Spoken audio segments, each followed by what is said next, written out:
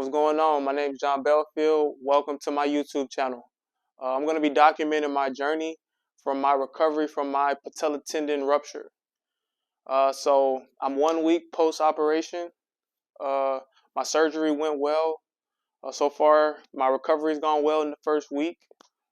So basically, I'll give you a story time on how I ruptured my patella. So I was playing in a student versus teacher basketball game, and I did not warm up. Basically, I was trying to structure things, get everything organized, and I didn't warm up at all. So as soon as the game began, like within the first 5 seconds, someone shot the ball. I went up for a rebound, and I came down, and I just felt a pop in my knee, just a complete snap in my knee.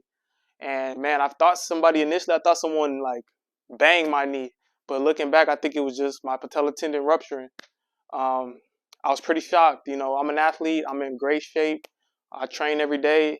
So I was shocked by, that happening in that fashion. But honestly, what I think it was my adrenaline. I was real hyped up to playing the game. Like I said, I wasn't warmed up. And right before the tip-off, I did 2 dunks. So I did that off of no warm-up. And I think that is really what put my body in a state that made me susceptible to injury. I was cold. I just did 2 explosive jumps, and my adrenaline pumping, and I'm trying to compete. And yeah, I ruptured my patella. So today is August the 19th.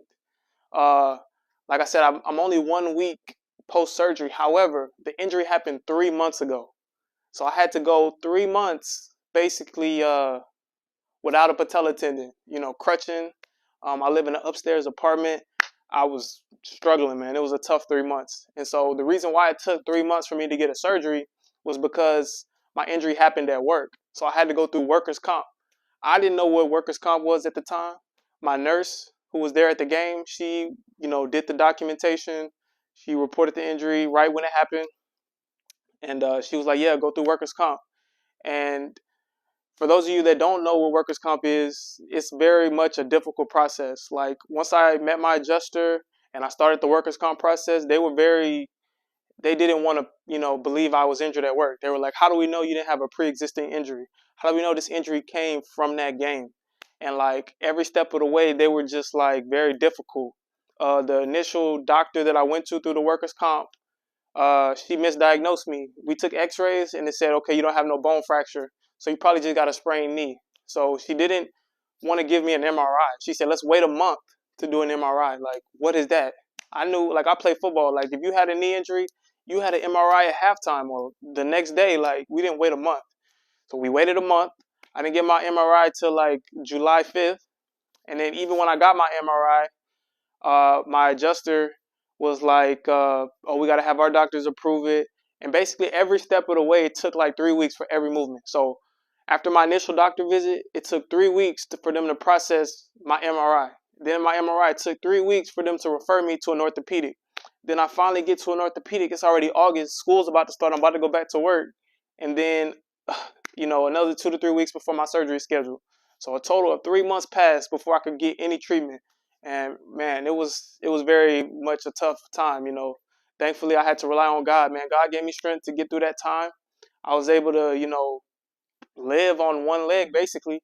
I couldn't walk. I had my knee. I didn't have a brace. I had a sleeve that would keep my knee stable. I had crutches. Um, Before I got the MRI confirmed the rupture, I was working as a trainer. I would just kind of, stand with my clients. I couldn't demonstrate things because I couldn't squat. I couldn't lunge. So that was kind of difficult. But after I got the MRI, I just shut everything down and I just started to, just kind of rest. And then now I'm finally here. I got my surgery, got my operation, and I can finally begin the healing process. So thank God for that. I'm in good spirits. Uh, I'm just ready to start my PT. I got a doctor's appointment on Wednesday, and I'm ready to start my PT. I'm determined to be back to where I was, to be back to my athletic self, back dunking the basketball, back playing basketball, playing football. That's my mission. So I'm going to document the journey. So this is the first video. This is week 1 of, post-operation.